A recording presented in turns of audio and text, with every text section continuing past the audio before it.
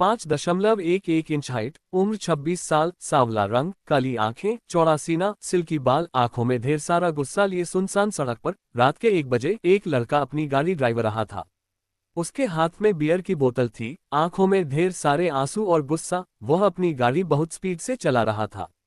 उसे बार बार कुछ याद आ रहा था, जिसकी वजह से वह बोतल से सिप ले रहा था। उसे होश भी नहीं था कि वह क्या कर रहा है। उसे कोई बात बार बार सता रही थी, जो दर्द बनकर उसकी आंखों से बाहर आ रहा था।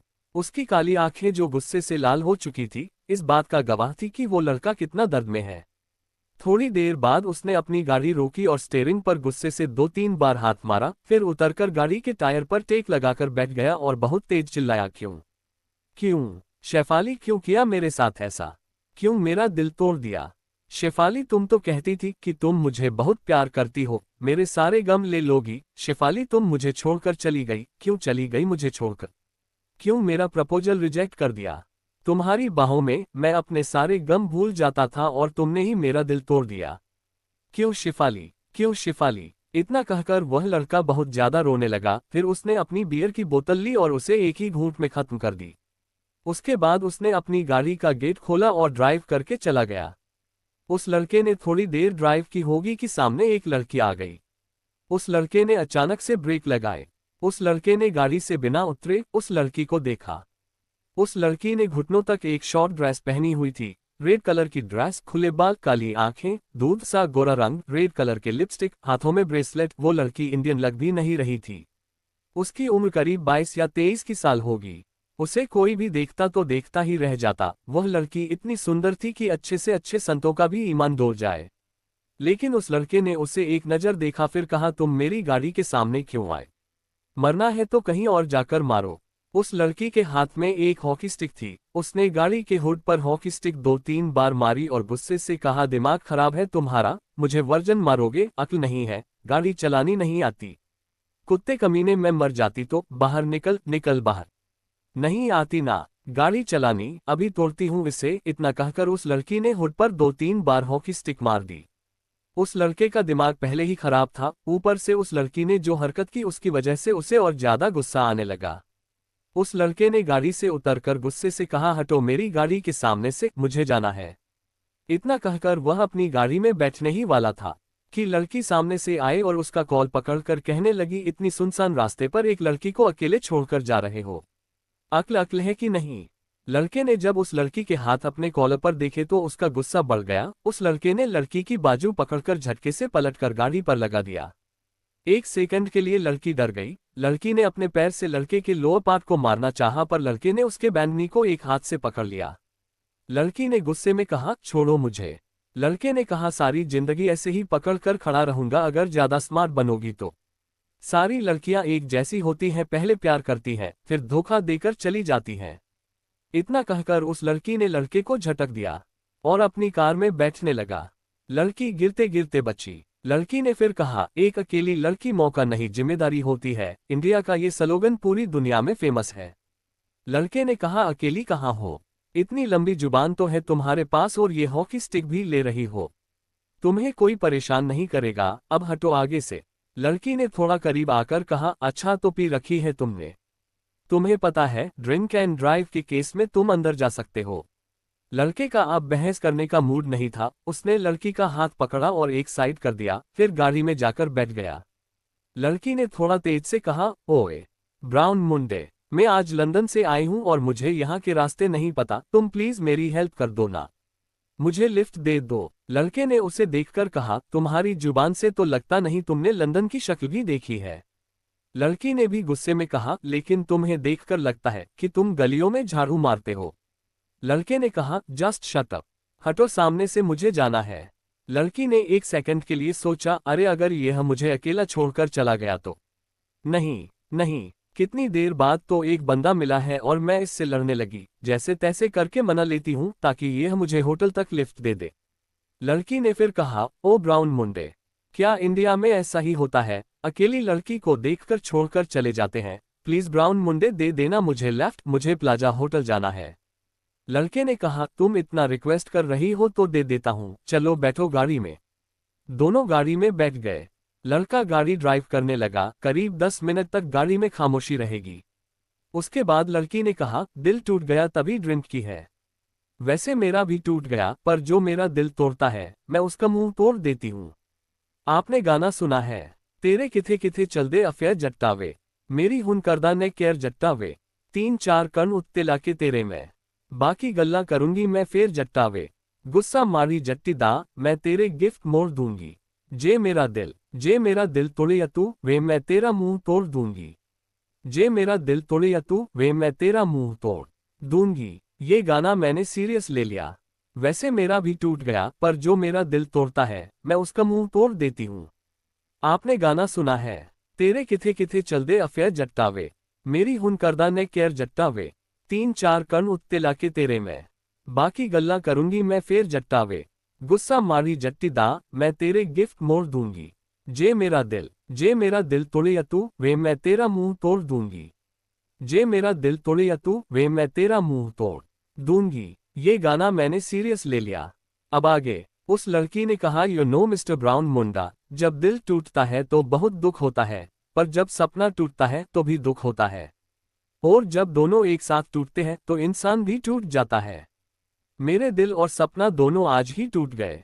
फिर उस लड़की ने अपनी बात कंटिन्यू करते हुए कहा, इसलिए मैंने उसकी हड़ियां तोड़ दी। सही किया मैंने, मिस्टर ब्राउन मुंडा। वो लड़की बहुत देर तक बड़बड़ाती रही, पर उस लड़के ने कोई रिएक्ट नहीं किया, वो चुपचाप ड्राइव करता रहा। 40 मिनट गाड़ी चलाने के बाद उस लड़के ने प्लाजा होटल के सामने अपनी गाड़ी रोक दी। उस लड़के ने बैकसीट से ब्लेजर उठाकर लड़की के मुंह पर फेंकते हुए कहा, ये लो, तुम्हारी ड्रेस पीछे से फटी हुई है, अब निकलो मेरी गाड़ी से, तुम्हारी डेस्टिनेशन आ गई। उस लड़की ने अपनी आंखें छोटी करके लड़के से कहा, ये ब्लेजर तुम मुझे प्यार से भी दे सकते थे। लड़के ने कहा, तुम लड़कियां प्यार लायक नहीं होती, अब उतरो मेरी गाड़ी से। वह लड़की मुंह बनाकर गाड़ी से उतर गई। उतरने के बाद लड़की ने कहा, हाय माई सेल्फ देविका खन्ना। लेकिन उस लड़के ने उसकी बात नहीं सुनी और गाड़ी स्टार्ट करके वहां से चला गया। वह लड़का अपने घर पहुंचा, लड़खड़ाते कदमों से वह हॉल में गया। वह गिरने वाला ही था, तभी किसी के मजबूत हाथों ने उसे पकड़ लिया और धीरे से कहा, अंश तुमने ड्रिंक की हुई है। पूरे हॉल में अंधेरा था। अंश ने कहा, आरव 25 साल का लड़का जो अंश के मामा का बेटा है, स्मार्ट, डैशिंग, 5'9" हाइट, खुद का बिजनेस। आरव ने कहा, अंश चलो चुपचाप, दादाजी के उठने से पहले यहाँ से चलो, नहीं तो तुम्हें पता है ना दादाजी का गुस्सा। वो दोनों भाई 2 कदम ही चले होंगे कि हॉल की लाइट जल गई। सामने 70 साल का एक बूढ़ा जिसने व्हाइट कलर का कुर्ता पजामा पहना हुआ था और हाथ में छड़ी थी, वह उस बूढ़े आदमी ने चिल्लाकर कहा, अंश और आरव ने जब दादाजी की आवाज सुनी तो वह दोनों आंखें झुकाकर खड़े हो गए। दादाजी ने गुस्से में कहा, अंश तुमने ठेका ले रखा है ना अपने नाना की इज्जत उछालने का। 27 साल पहले तुम्हारी माँ भी हमारी इज्जत को मिट्टी में मिलाकर चली गई थी और अब तुम भी वही काम कर रहे हो। दादाजी ने गुस्से में अपनी बात को जारी करते हुए कहा, 100 बार कहा था कि शेफाली से मत मिलो, वह लड़की अच्छी नहीं है, लेकिन तुम तो उसके प्यार में पूरे पागल हो गए थे। अब तोड़ दिया तुम्हारा दिल शेफाली ने। आ गए उसके मुंह से अपनी बेइज्जती करवाकर। तभी वहां एक औरत आ गई जो 60 साल की होगी और उसके हाथ में एक माला थी जिससे वो राम राम जप रही थी। उसने दादाजी को देखकर कहा, भाई साहब भला इसको देखकर कोई लड़की क्यों शादी करेगी, इसका रंग तो देखिए सांवला है। सांवला है, शेफाली कहाँ इतनी गोरी चिट्टी और कहाँ ये सांवला। दोनों की जोड़ी मिलती भी नहीं। आखिर शेफाली के भी कुछ अरमान है, वह भी ऐसे लड़के से शादी करेगी जिसके साथ उसकी जोड़ी मिलती हो। इसके साथ चलती तो सब क्या कहते कि बंदर के हाथ हीरा लग गया। इसीलिए शेफाली ने मना कर दिया। तभी वहां एक 19 साल की लड़की आए और उसने उस औरत को देखकर कहा, बुआ दादी बस कीजिए ना, सांवले तो कृष्ण भी थे, उनके पीछे तो लाखों गोपियां फिदा थी। शेफाली भाई के लायक थी ही नहीं। देखना दादी बुआ, शेफाली को पता भी नहीं है उसने किसका दिल तोड़ा है। अंश भैया हीरा है, हीरा, और उसने आज एक हीरा तोड़ दिया। आप देखना जब उसे अपनी गलतियों का एहसास होगा ना, अंश भैया बहुत आगे जा चुके होंगे। उस बूढ़ी औरत ने कहा, हाँ हाँ देखती हूँ तेरे सांवले भाई के लिए कितनी सुंदर लड़की आएगी। उस लड़की ने कहा, देख लेना इतनी सुंदर आएगी कि सुंदरता भी शर्मा जाए। दादाजी ने उस लड़की को देखकर कहा, आशी तुम बड़े छोटे का लिहाज बिल्कुल भूल गई हो। वह तुम्हारी बुआ दादी है और तुमसे बहस कर रही हो। आशी ने कहा, क्यों दादाजी, उन्होंने क्या ठेका ले रखा है अंश भैया को बार बार उल्टा सीधा बोलने का। जब देखो भैया को कुछ ना कुछ उल्टा सीधा बोलती रहती है, आप उन्हें तो कभी नहीं डांटते। इतना कहकर वो अंश के पास चली गई। आशी और आरव अंश को लेकर कमरे में आ गए। कमरे में आकर आशी ने अंश को बेड पर बिठाया। आरव ने अंश के कपड़े चेंज कराए। अंश कुछ होश और कुछ मदहोशी की हालत में था। तभी कमरे में एक औरत आई। उसने अंश का हाथ पकड़कर कहा, अंश कुछ खाएगा बेटा। अंश ने उस औरत की तरफ देखकर कहा, मामी धोखा खाकर आया हूं, बस अब भूख नहीं है। आशी ने कहा, अंश भैया क्यों उस बेकार की लड़की के लिए अपना दिल जलाते हो, अच्छी भी नहीं थी वो। मैंने तो पहले ही कहा था मुझे बिल्कुल पसंद नहीं है। आपको अच्छी लगती थी इसलिए मैंने सोचा कि चलो मेरी भाभी बन जाएगी। उसने आपका दिल दुखाया है, देखना वो पिशाचनी सुखी नहीं रहेगी। आरव ने आराम से कहा, अंश बस कर यार, तू तो इतना बड़ा लॉयर है, ऐसी हालत में रहेगा तो कैसे चलेगा, चल अब तू सो जा। मामी ने अनंत के सर पर हाथ फेर कर कहा, मेरा अंश तो बहुत स्ट्रांग है, ऐसी छोटी मोटी बातों से अपना दिल नहीं दुखाता, चलो अंश अब तुम सो जाओ। तीनों ने अंश को प्यार से सुलाया और अंश के कमरे से बाहर आ गए। लेकिन अंश की आंखों में नींद नहीं थी। आरव ने आराम से कहा, अंश बस कर यार, तू तो इतना बड़ा लॉयर है, ऐसी हालत में रहेगा तो कैसे चलेगा, चल अब तू सो जा। मामी ने अनंत के सर पर हाथ फेर कर कहा, मेरा अंश तो बहुत स्ट्रांग है, ऐसी छोटी मोटी बातों से अपना दिल नहीं दुखाता, चलो अंश अब तुम सो जाओ। तीनों ने अंश को प्यार से सुलाया और अंश के कमरे से बाहर आ गए। लेकिन अंश की आंखों में नींद नहीं थी। अब आगे कई घंटे बेचैन होने के बाद अंश शेफाली के बारे में सोचता हुआ ही सो गया। सुबह जब अंश की आंख खुली तो उसने देविका को अपने सामने देखा। अंश ने नींद में कहा, ये लड़की मेरे सपनों में भी आ रही है। अंश ने अपनी आंखें रब करके दोबारा खोली, उससे फिर देविका दिखाई दी। अंश ने कहा, उतरो मेरी गाड़ी से, जल्दी उतरो, तुम अभी तक उतरी नहीं, मेरे घर तक आओगे क्या। अंश ने अपनी आंखें अच्छे से रब की और उठकर बैठ गया। तब उसे महसूस हुआ कि देविका सच में उसके सामने है। अंश ने देविका की तरफ देखकर कहा, तुम मेरे कमरे में क्या कर रही हो? तुम हो कौन? देविका ने कहा, ब्राउन मुंडे। मुझे बहुत जोर की सूसू आई थी, तो मुझे यहाँ कोई वॉशरूम नहीं दिखा, इसलिए मैं इस कमरे में घुस गई। अंश ने कहा, कर लिया सूसू, अब निकलो यहाँ से। देविका ने कहा, घर आए भगवान से ऐसे बात करते हैं, मैंने सुना है मेहमान भगवान समान होता है। अंश ने आवाज लगाई, मामी मामी, ये कौन लड़की मेरे कमरे में आ गई? अंश की आवाज सुनकर शोभा ऊपर आई। शोभा ने कहा, देविका तुम यहाँ क्या कर रही हो? देविका ने कहा, वो क्या है ना आंटी, मुझे बहुत जोर की सुसु आई थी, मुझे नहीं पता वॉशरूम कहाँ पर है, तो मैं इस कमरे में आ गई। शोभा ने अंश की तरफ देखकर कहा, अंश ये देविका। देविका खन्ना दादाजी के दोस्त की पोती, लंदन से आई है, अब कुछ दिन हमारे साथ ही रहेगी। अंश ने एक तरफ देविका को देखा और बहुत आराम से कहा, देखो देविका, तुम इस घर में रहो या मत रहो, मुझे कोई फर्क नहीं पड़ता, मेरे कमरे में मत आना, ना जानबूझकर, ना गलती से, ना किसी और रीजन से। देविका ने थोड़ा चिढ़ाने के लहजे में कहा, ब्राउन मुंडे, सोनी गर्ल से डर लगता है, मुझ पर फ्लैट जाएगा तू, इसीलिए मुझे अपने आप से दूर रख रहा है। ब्राउन मुंडे, दिल टूट गया, देवदास बनेगा। देविका की बात सुनकर शोभा को बुरा लगा, उसने देविका का हाथ पकड़ा और कमरे से बाहर आ गई। शोभा ने स्ट्रिक्टली देविका से कहा, देविका एक बात ध्यान से सुनो, अंश जो कह रहा है उसे करो, प्लीज अंश से दूर रहो, उसके साथ ज्यादा फ्रेंडली होने की जरूरत नहीं है। शोभा ने थोड़ा चिंता करते हुए कहा, मेरा बेटा पहले ही बहुत परेशान है, मैं नहीं चाहती और ज्यादा परेशान हो जाए। देविका ने कहा, आंटी मैं कहाँ परेशान कर रही थी, मैं तो थोड़ा सा मजाक करती थी बस। शोभा ने कहा, थोड़ा मजाक भी नहीं, अंश से प्लीज तुम दूर रहो। थोड़ी देर में सब डाइनिंग टेबल पर बैठे हुए थे। दादाजी ने देविका को आशी, आरव, बुआ, दादी सबसे मिलवाया।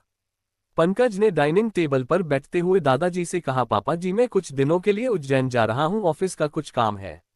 दादाजी ने कहा, ठीक है। पंकज ने नाश्ता किया, दादाजी के पैर छुए, बुआ दादी के पैर छुए और फिर उज्जैन के लिए निकल गया। अंश तैयार होकर नीचे की तरफ आ रहा था। देविका ने उसे देखा तो दादाजी से पूछा, दादाजी इस ब्राउन मुंडे के बारे में नहीं बताया, ये कौन है? अंश चुपचाप डाइनिंग टेबल पर बैठने लगा। तभी दबी आवाज में बुआ दादी ने कहा, यह अंश है घर में फालतू। बुआ दादी की बात सुनकर अंश बैठते बैठते रुक गया। उसने मामी की तरफ देखकर कहा, मम्मी ऑफिस में नाश्ता कर लूंगा, लेट हो रहा हूं। फिर वह दरवाजे की तरफ चला गया। अंश का ऐसे बिना नाश्ता किए जाना देविका को अच्छा नहीं लगा। देविका ने जोर से कहा, दादी बुआ आपका घर नहीं है।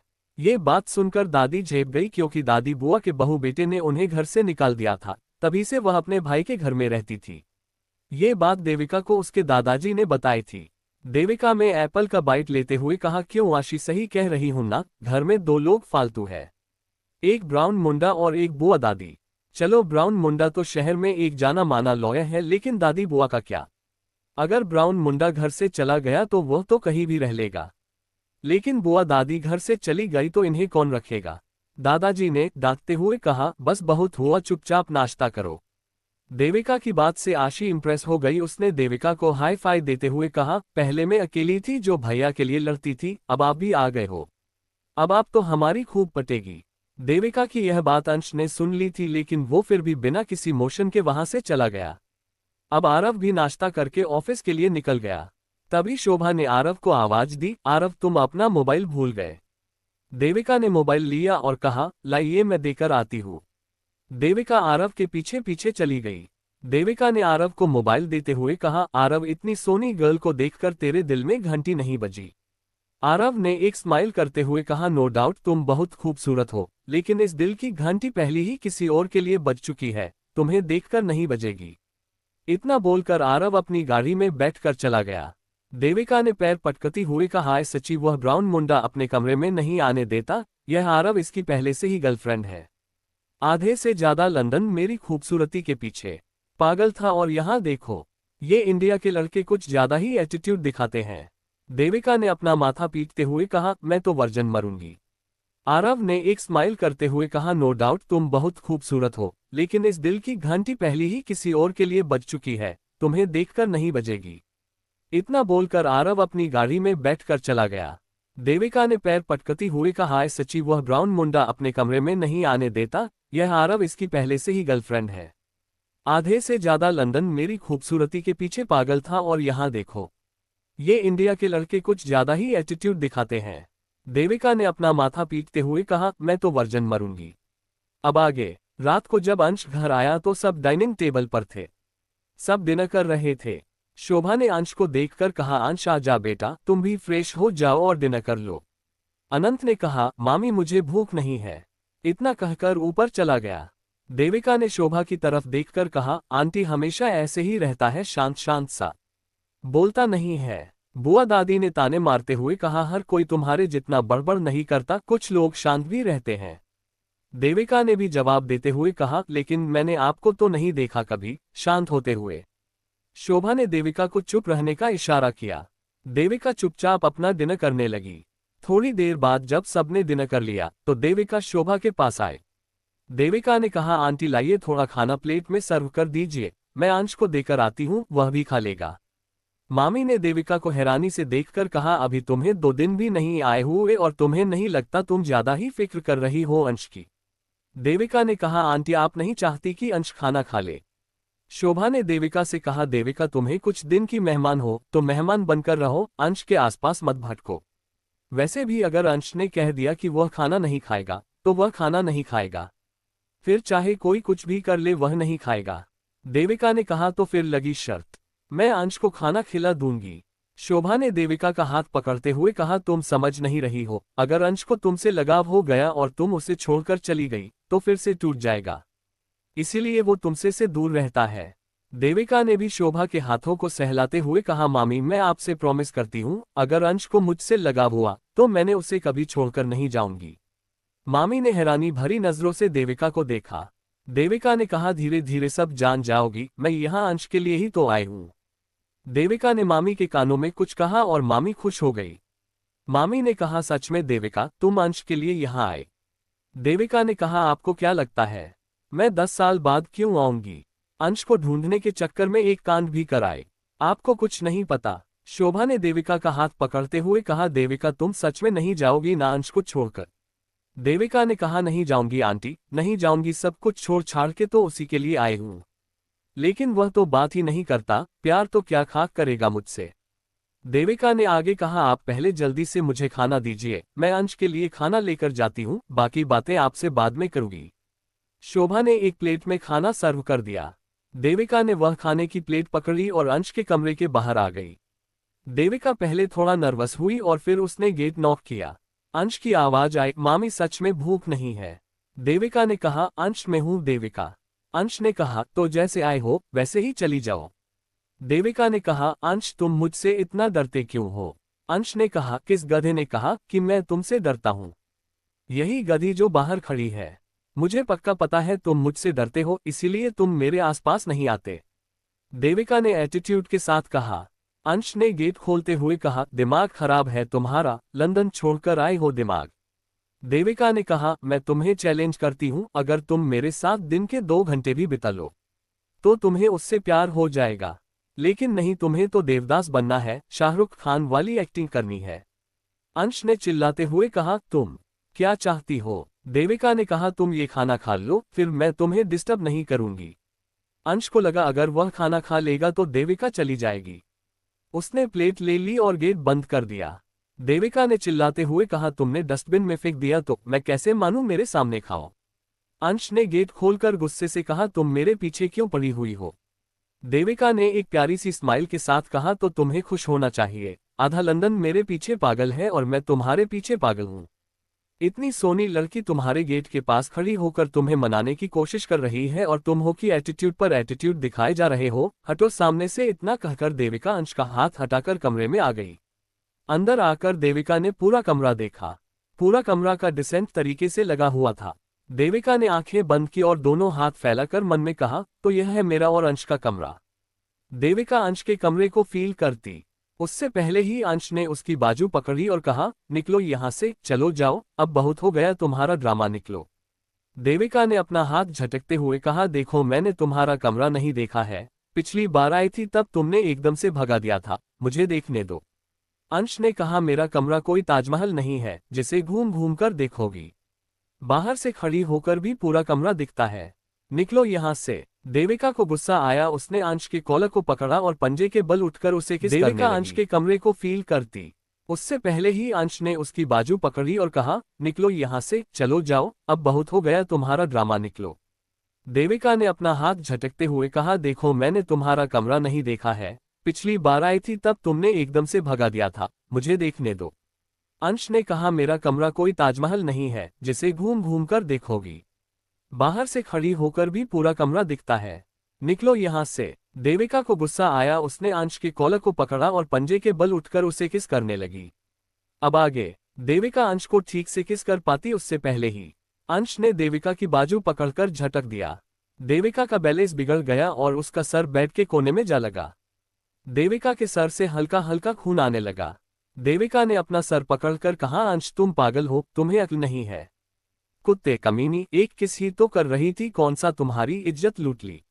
लड़कियों से बिहेव कैसे करते हैं इतना भी नहीं पता। अंश ने पलटकर देखा और गुस्से से कहा, तुम्हें शर्म है कि नहीं, तुम इतनी बदतमीज हो, निकलो मेरे कमरे से, निकलो जल्दी। देविका को गुस्सा आ गया और उसने कहा, हाँ जा रही हूँ, दादाजी से बोलने की तुमने मेरा सिर फोड़ दिया। अंश ने भी गुस्से में कहा, अच्छा और क्या कहोगी नाना जी से कि तुम मुझे किस कर रही थी? अंश ने तुम्हें हटाया तो तुम गिर गई, जाओ बताओ दादाजी को यही बताना। देविका ने थोड़ा स्माइल करके अंश की तरफ देखकर कहा, यहाँ आओ जरा, जरा यहाँ बैंडेज लगाओ। अंश ने आकर उसकी चोट पर बैंडेज लगा दी। देविका ने कहा, तुम्हें ये लंदन ब्यूटी पागल नजर आती है जो मैं दादाजी से यह बोलूंगी कि मैं तुम्हें किस कर रही थी? मैं तो दादी से बोलूंगी तुम मुझे किस कर रहे थे। देविका की बात सुनकर आनंद को गुस्सा आ गया, उसने कहा, दिमाग खराब है तुम्हारा, तुम सच में पागल तो नहीं हो? तुम किसी डॉक्टर से कंसल्ट क्यों नहीं करती? अपने दिमाग का इलाज क्यों नहीं करवाती? झूठी कहीं की, तुम झूठ बोलोगी दादाजी से।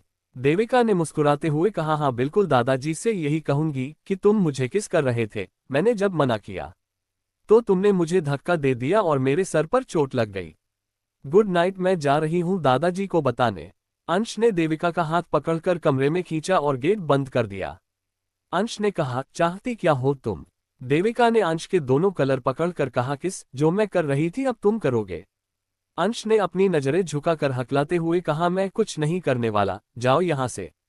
देविका ने कहा, ठीक है, तो जा रही दादू के पास। अंश ने कहा, रुको। अंश ने कहा, देखो मैं नहीं कर सकता, मैं नहीं कर पाऊंगा, ऐसे नहीं होता। देविका ने अंश के दोनों हाथों को अपनी कमर पर लपेटा, फिर अंश के कॉलर पकड़कर अपने चेहरे के करीब करके कहा, ऐसे कैसे नहीं होता? देखो होगा। इतना कहकर देविका ने अपने होंठ अंश के होठों पर रख दिए और उसके नीचे वाले होंठ को सक करने लगी। देविका और अंश दोनों की आंखें बंद थी।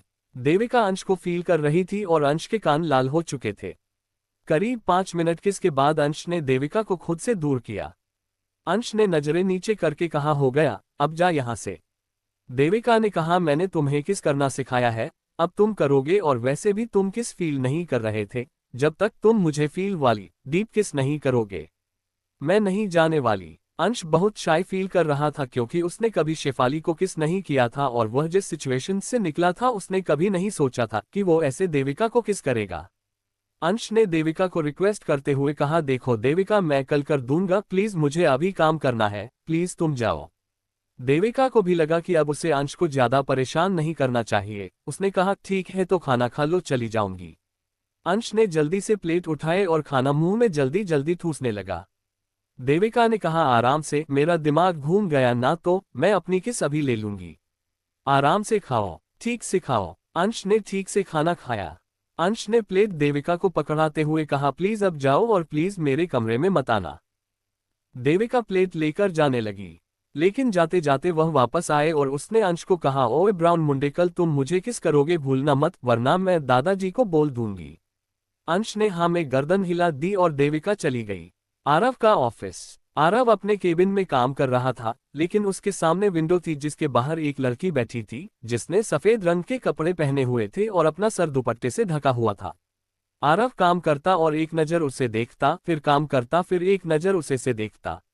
आरव ने अपने मन में कहा, पता नहीं लड़की कब मेरे दिल की बात समझेगी, कब हिम्मत करूंगा उसे प्रपोज करने की। आरव ने फोन करके कहा, भूमि को अंदर भेजो। वह लड़की जिसने व्हाइट कलर के कपड़े पहने हुए थे और सर पर चुन्नी थी, देखने में बहुत सुंदर, उम्र ज्यादा नहीं थी, शायद 19-20 के आसपास होगी। वह आरव के केबिन में आ गई। भूमि ने नजरें झुकाकर आरव से कहा, सर आपने मुझे बुलाया। आरव ने भूमि को देखा जो नजरें झुकाकर खड़ी थी और अपने मन में कहा, पूरे 1 साल हो गया है तुम्हें मेरे ऑफिस में काम करते हुए, लेकिन आज तक तुमने मुझे नजर उठाकर नहीं देखा। एक मैं हूं जो बस पूरा दिन ऑफिस में तुम्हें ही देखता रहता हूं। आरव अपने ख्यालों से बाहर आया और उसने भूमि को एक फाइल देते हुए कहा, मिस भूमि, आप एक बार ये फाइल स्टडी कर लीजिए और शाम तक कंप्लीट करके दे दीजिए। भूमि ने वो फाइल ले ली और आरव के केबिन से जाने लगी। तभी आरव ने कहा, मिस भूमि। भूमि पलटकर आरव के सामने आ गई। भूमि ने नजरें झुका हुए ही कहा, जी सर। आरव अपनी चेयर से उठकर भूमि के करीब जाने लगा। भूमि अंदर ही अंदर डर गई। वो अपने दोनों हाथों को आपस में रगड़ने लगी। भूमि बस आरव के कदम देख रही थी जो उसकी ओर आ रहे थे। आरव बिल्कुल भूमि के करीब आ गया और उसने धीरे से भूमि के कान के पास जाकर कहा, जाते हुए मेरी कॉफी भिजवा देना। आरव के इतना करीब आने से भूमि डर गई, उसकी आंखों से एक आंसू गिर गया। भूमि ने हाँ में सर हिलाया और पलटकर केबिन से चली गई। भूमि के जाने के बाद आरव के चेहरे पर एक मुस्कुराहट आ गई। आरव ने खुद को दीवार से सटा लिया और आंखें बंद करके कहा, भूमि बिना देखे कैसे कत्ल करती हो। इस आरव को मार दिया तुम्हारी घबराहट ने। आरव बिल्कुल भूमि के करीब आ गया और उसने धीरे से भूमि के कान के पास जाकर कहा, जाते हुए मेरी कॉफी भिजवा देना। आरव के इतना करीब आने से भूमि डर गई, उसकी आंखों से एक आंसू गिर गया। भूमि ने हाँ में सर हिलाया और पलटकर केबिन से चली गई। भूमि के जाने के बाद आरव के चेहरे पर एक मुस्कुराहट आ गई। आरव ने खुद को दीवार से सटा लिया और आंखें बंद करके कहा, भूमि बिना देखे कैसे कत्ल करती हो। इस आरव को मार दिया तुम्हारी घबराहट ने। अब आगे। ऑफिस आवर खत्म हो गए। शाम के 5 बजे आरव अपने केबिन से घर जाने के लिए निकला तो बाहर सारे स्टाफ मेंबर आलिया नाम की लड़की का बर्थडे सेलिब्रेट कर रहे थे। भूमि भी उन्हीं के पास खड़ी थी, लेकिन वह भीड़ से थोड़ा पीछे की ओर थी। आरव भी भूमि के पीछे जाकर खड़ा हो गया। भूमि नहीं जानती थी कि आरव उसके पीछे खड़ा है। आलिया ने केक काटा और सबको केक खिलाया। सब सेलिब्रेट कर रहे थे, क्लिपिंग कर रहे थे, आलिया के फेस पर केक लगा रहे थे। भूमि थोड़ा पीछे होकर उन सबको देख रही थी और आरव भूमि के पीछे खड़ा होकर भूमि को देख रहा था। तभी एक रिया नाम की लड़की ने आलिया को कोहनी मारते हुए कहा, जा भूमि को भी खिला दे, और देख पीछे आरव सर खड़े हैं, उन्हें भी खिला दियो। आलिया ने एक 1 पीस ड्रेस पहनी थी जो ऑफ शोल्डर थी। आलिया कैटवॉक करती हुई भूमि की तरफ आई। आलिया ने भूमि के मुंह की तरफ केक करते हुए कहा, भूमि लो तुम भी मेरे बर्थडे का केक खाओ। भूमि ने उसका हाथ पकड़ लिया और कहने लगी, आलिया मैं केक नहीं खाती। लेकिन आलिया उसके साथ जबरदस्ती करने लगी। भूमि पीछे हटती रही और आलिया आगे बढ़ती जा रही थी। भूमि की कमर पीछे हटने की वजह से आरव के सीने से जा लगी। भूमि झटके से पलटी तो देखा उसका दुपट्टा उसके सर से उतर चुका है। उसने जल्दी से अपना दुपट्टा ठीक किया, बैग उठाया और ऑफिस से बाहर आ गई। आरव ने गुस्से से आलिया को देखा और कहा, अगर वह नहीं खाना चाहती तो तुम जबरदस्ती क्यों कर रही थी? आलिया ने कहा, आई एम सॉरी सर, मेरा बर्थडे था तो मुझे लगा उससे खिला देती हूँ, चलिए सर आप खा लीजिए। आरव ने कहा, नो थैंक यू, और आरव भी ऑफिस से निकल गया। आरव लिफ्ट में गया जिसमें पहले से ही भूमि थी। भूमि और आरव दोनों लिफ्ट में थे। आरव भूमि को भी देख रहा था और भूमि नजर झुकाकर खड़ी थी। आरव के मन ने कहा, काश लिफ्ट अभी यहीं रुक जाए, और उसके दिल की बात भगवान ने सुन भी ली। लिफ्ट रुक गई। भूमि की सांसें तो अंदर ही रह गई। भूमि ने मन ही मन कहा, हे भगवान जल्दी से ठीक कर दीजिए। करीब 15 मिनट तक आरव ने भूमि को जी भर कर देखा और भूमि नजरें झुकाकर बस आरव के पैर ही देख रही थी। थोड़ी देर में लिफ्ट खुल गई और एक 35 साल का आदमी अंदर आया। उसने आरव को हाथ मिलाते हुए कहा, मिस्टर आरव देवचंद चौधरी, बहुत दिन हो गए आपसे मुलाकात नहीं हुई, कैसे हैं आप? आरव को उसका इस वक्त आना खटक रहा था, लेकिन उसने भी हाथ मिलाते हुए कहा, ठीक हूं मिस्टर धीरज मेहता, आप बताइए। धीरज ने कुछ बात आरव से की, लेकिन उसकी नजर भूमि पर ही थी, जो आरव नोटिस भी कर रहा था। थोड़ी देर में लिफ्ट का गेट खुला। आरव ने भूमि को देखकर कहा, मिस भूमि आप जाए, मुझे मिस्टर मेहता से कुछ इंपॉर्टेंट बात करनी है। भूमि तो चाहती थी कि वह जल्दी से लिफ्ट से बाहर आ जाए, क्योंकि वह आरव और मेहता के बीच बहुत ज्यादा कंफर्टेबल फील कर रही थी, इसलिए उसने एक भी सेकंड गवाए बिना लिफ्ट से निकल गई। थोड़ी देर मेहता से बात करने के बाद आरव कार पार्किंग में आ गया। जब आरव अपनी कार के पास आया तो उसने देखा वहां पर आलिया और रिया बातें कर रही थी। रिया ने कहा, आलिया उस भूमि को नहीं बुलाएगी अपनी पार्टी में। आलिया ने कहा, वह आती कहाँ है? वैसे भी यार, अगर वहां भी गई तो वही फीके रंग के कपड़े पहन कर आएगी, सर पर चुन्नी रखकर आएगी और मेरी इंसल्ट हो जाएगी। मैं नहीं बुलाने वाली उसे। वहां मेरे बहुत सारे दोस्त भी आएंगे और मैं क्या कह के सबसे मिलवाऊंगी कि यह मेरी ऑफिस में जॉब करती है, इसका नाम भूमि है, फीके फीके रंग के कपड़े पहनकर सफेद चुन्नी सिर पर रखकर रहती है और किसी से बात नहीं करती, मीठा नहीं खाती। यार मैं ये सब नहीं कर सकती, मैं भूमि को इनवाइट नहीं करूंगी। आरव ने उन दोनों लड़कियों की बात सुनी, फिर उसके चेहरे पर एक स्माइल आ गई। फिर वो अपनी गाड़ी में बैठकर चौधरी निवास के लिए निकल गया। चौधरी निवास। सब टेबल पर नाश्ता कर रहे थे, लेकिन दादाजी वहां पर नहीं थे। आरव ने शोभा की तरफ देखकर कहा, मॉम दादाजी कहाँ गए हैं? शोभा ने कहा, वह किसी काम से फार्म हाउस गए हैं, कल गए थे अभी तक आए नहीं, शायद 1-2 दिन बाद आए। आशी ने कहा, मोम और डैडी कब तक आएंगे? शोभा ने कहा, वह उज्जैन से 5 दिन बाद आएंगे। शोभा ने कहा, अब बहुत हो गया, चलो अब सब नाश्ता करो। देविका ने कहा, आंटी लास्ट क्वेश्चन प्लीज, मुझे बताओ अंश कब तक आएगा नीचे? शोभा ने सीढ़ियों की तरफ देखा और कहा, लो आ गया तुम्हारा अंश। देविका के फेस पर एक प्यारी सी स्माइल आ गई। अंश आया और डाइनिंग टेबल पर आशी के बराबर में बैठ गया। देविका जल्दी से आशी के पास आकर बोली, आशी मुझे यहाँ बैठना है, तू वहां बैठ जा। आशी ने एक नजर देविका को देखा और एक नजर अंश को। आशी ने कहा, हाँ हाँ भाभी क्यों नहीं, मतलब हाँ हाँ दी क्यों नहीं, और वह उठकर दूसरी चेयर पर बैठ गई। देविका ने अंश की तरफ देखकर धीरे से कहा, 2 दिन हो गए, मेरी किस नहीं मिली। अंश ने उसे हैरानी से देखा और मन में कहा, ये पूरी पागल है और मुझे भी कर देगी, चल निकल अंश यहाँ से। अंश अपनी चेयर से उठ गया, लेकिन जैसे ही अंश उठा देविका ने उसका हाथ पकड़ लिया। उन दोनों को हाथ पकड़ा हुआ बुआ दादी ने देख लिया। बुआ दादी ने ताने मारते हुए कहा, देविका हाथ तो तुमने पकड़ लिया, पर देख ले कहीं इस सांवले का रंग तुझ पर चढ़ ना जाए और तू भी सांवली ना हो जाए। देविका को बुआ दादी की बात पर बहुत गुस्सा आया। वह उठी और उसने अंश के दोनों कलर को पकड़ लिया। देविका ने अपना एक गाल अनंत के गाल पर रगड़ा और आशी तरफ मुंह करके कहा, आशी जरा देखना तुम्हारे भाई का रंग मुझ पर चढ़ा। आशी ने हैरान होकर नामे गर्दन हिला दी। फिर देविका ने अपना दूसरा गाल अनंत के दूसरे गाल पर रगड़ा और आरव की तरफ देखकर कहा, आरव जरा देखना तुम्हारे भाई का रंग मुझ पर चढ़ा। आरव भी देविका की रिएक्शन से शॉक्ड था, उसने भी नामे गर्दन हिला दी। देविका ने बुआ दादी की तरफ देखकर कहा, देखना बुआ दादी, मुझ पर तो नहीं चढ़ा अंश का रंग, मैं तो नहीं हुई सांवली। फिर उसने मुस्कुराकर कहा, वैसे बुआ दादी मैं दिल से चाहती हूं कि अंश का रंग मुझ पर चढ़ जाए। ये सुनकर अनंत को गुस्सा आ गया और उसने देविका के दोनों हाथों को झटक कर कहा, तुम छोटे बड़े का लिहाज सब भूल गई हो, तुम्हारे अंदर शर्म है कि नहीं, तुम ऐसे कैसे बोल सकती हो। इतना कहकर उसने अपना बैग उठाया और बाहर की तरफ जाने लगा। फिर देविका ने अपना दूसरा गाल अनंत के दूसरे गाल पर रगड़ा और आरव की तरफ देखकर कहा, आरव जरा देखना, तुम्हारे भाई का रंग मुझ पर चढ़ा। आरव भी देविका की रिएक्शन से शॉक्ड था, उसने भी नामे गर्दन हिला दी। देविका ने बुआ दादी की तरफ देखकर कहा, देखना बुआ दादी, मुझ पर तो नहीं चढ़ा अंश का रंग, मैं तो नहीं हुई सांवली।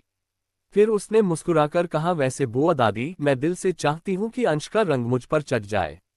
ये सुनकर अनंत को गुस्सा आ गया और उसने देविका के दोनों हाथों को झटक कर कहा, तुम छोटे बड़े का लिहाज सब भूल गई हो, तुम्हारे अंदर शर्म है कि नहीं, तुम ऐसे कैसे बोल सकती हो।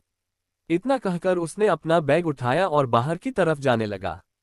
अब आगे अंश गुस्से में मेन गेट तक पहुंचा ही था कि सामने से गेट खुला और इंस्पेक्टर सूरज कुछ कांस्टेबल के साथ खड़ा हुआ था। सूरज 27 साल का लड़का था जो चौधरी फैमिली को अच्छे से जानता था। सूरज और अंश केस के सिलसिले में अक्सर मिलते रहते थे, इसीलिए सूरज और अंश एक दूसरे को बहुत अच्छे से जानते थे। जरूरत पड़ने पर एक दूसरे की हेल्प भी करते थे। अंश ने सूरज को देखकर कहा, सूरज तुम यहाँ क्या कर रहे हो। सूरज ने कहा, मैं मिस देविका को गिरफ्तार करने आया हूँ। ये सब सुनते ही घर के सारे मेंबर शॉक्ड हो गए। सब डाइनिंग टेबल से खड़े हो गए। देविका तो आंखें फाड़कर सूरज को देखने लगी। देविका जल्दी से अनंत के पास आए और कहने लगी, इंस्पेक्टर साहब, मैंने तो कुछ भी नहीं किया, फिर आप मुझे क्यों अरेस्ट कर रहे हो। मैं तो अभी लंदन से आई हूँ। इंस्पेक्टर सूरज ने कहा, लेकिन मैडम, जिस रात आप आई थी उस रात आपने अभय सिंघानिया को जान से मार दिया। देविका ने थोड़ा डरते हुए कहा, मैंने किसी अभय सिंघानिया को नहीं मारा, मैं तो जानती भी नहीं अभय सिंघानिया है कौन। अंश ने बीच में बात को बैलेंस करते हुए कहा, सूरज मुझे लगता है तुम्हें कोई गलतफहमी हुई है। देविका को आए हुए अभी एक हफ्ता भी नहीं हुआ और तुम कह रहे हो कि इसने किसी को जान से मार दिया। सूरज ने कहा, जिस रात आई थी उसी रात इसने एक लड़के अभय सिंघानिया को मार दिया। हमारे पास पूरे सबूत है कि जब उसकी मौत हुई यह मैडम उनके साथी थी। अंश ने देविका की तरफ देखकर कहा, देविका तुम जिस रात आई थी किसके साथ थी। देविका ने थोड़ा झिझकते हुए कहा, वो मैं अभय के साथ ही थी, लेकिन मुझे नहीं पता कि वह अभय सिंघानिया है। वह तो मेरा एक फ्रेंड था। अंश ने देविका को गुस्से से देखते हुए कहा, तुमने उसे मारा क्यों, वो भी जान से ही मार दिया। देविका ने थोड़ा नजरें नीचे करके कहा, वह मेरे साथ बदतमीजी कर रहा था तो मैंने उसके सर पर 2 बार हॉकी मार दी।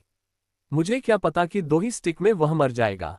अंश ने अपने सर पर हाथ रखकर कहा, देविका तुम समझ नहीं रही हो, तुम किसे मार कर आए हो। वह शहर का नंबर 1 बिजनेसमैन दीनानाथ सिंघानिया का पोता अभय सिंघानिया। तुम पताल में भी छुप गई ना, वो वहां से भी ढूंढ निकालेगा। सूरज ने कहा, अंश अब फिलहाल हमें अपनी फॉर्मेलिटी पूरी करने दो। अंश ने बीच में आते हुए कहा, मैं इसकी गारंटी लेता हूं, प्लीज इसे गिरफ्तार मत करो, तुम जब कहोगे ये पुलिस स्टेशन आ जाएगी। सूरज ने कहा, लेकिन फिर भी पुलिस स्टेशन तो जाना ही पड़ेगा ना, मर्डर का केस है। अंश ने कहा, देख सूरज, यहाँ नानाजी भी नहीं है, तू समझ रहा है ना। सूरज ने कहा, मैं सब कुछ समझ रहा हूँ, लेकिन तू नहीं समझ रहा, सिंघानिया मेरे पीछे पड़े हुए हैं।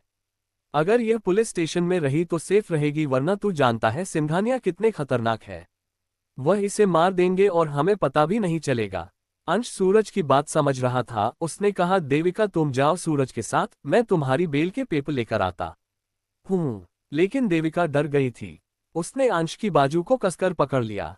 अंश ने उसके हाथ पर हाथ रब करते हुए कहा, देविका कुछ नहीं होगा, तुम जाओ सूरज के साथ, मैं आ रहा हूं कुछ देर बाद।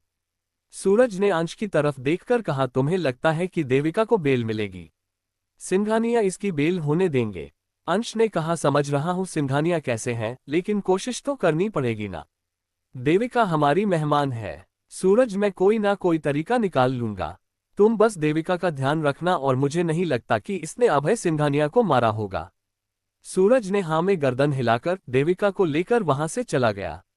देविका जाने लगी तो वह फिर पलटी और अपनी रोने वाली सूरज से अंश को देखकर बोली, ओए ब्राउन मुंडे, प्लीज मुझे बचा लेना, मैं पक्का तुझे परेशान नहीं करूंगी, प्लीज मुझे बचा लो। अंश ने पलके झपका दी जैसे कह रहा हो, डोंट वरी मैं हूं। आरव घबराता हुआ अंश के पास आकर बोला, अंश अब क्या होगा यार, मुझे लगता नहीं ये लड़की किसी को जान से मार सकती है। अंश ने कहा, लगता तो मुझे भी नहीं है, लेकिन यार अभय सिंघानिया को किसी ने तो मारा होगा ना, पता नहीं क्या होगा। यार मैं निकलता हूँ। अंश अपने ऑफिस के लिए निकल गया। आरव, आशी, बुआ, दादी और शोभा जहां खड़े थे वहीं खड़े रहे। आरव ने जल्दी से अपना फोन निकालकर दादाजी को फोन किया। आरव ने दादाजी को फोन पर सब कुछ बता दिया।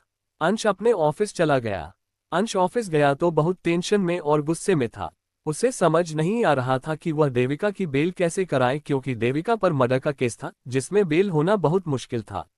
अंश अपने केबिन में गया और उसने बेल बजाई। सिद्धार्थ अंश का सेक्रेटरी केबिन में आया। सिद्धार्थ एक 23 साल का लड़का जो डैशिंग, स्मार्ट, शार्प माइंड है। अंश को ऑफिस में सबसे ज्यादा उसी पर भरोसा है। अभी अभी सिद्धार्थ ने लॉ कंप्लीट की है और कुछ ही महीनों में अंश जैसे बड़े लॉयर का सेक्रेटरी बन गया। सिद्धार्थ ने एक बार आशी को देखा और राशि पर लट्टू हो गया। सिद्धार्थ अंश की जॉब छोड़ना भी नहीं चाहता, क्योंकि वह जब तक अंश के पास जॉब कर रहा है तब तक वह आशी से मिल सकता है। अंश अपने केबिन में गया और उसने बेल बजाई। सिद्धार्थ अंश का सेक्रेटरी केबिन में आया।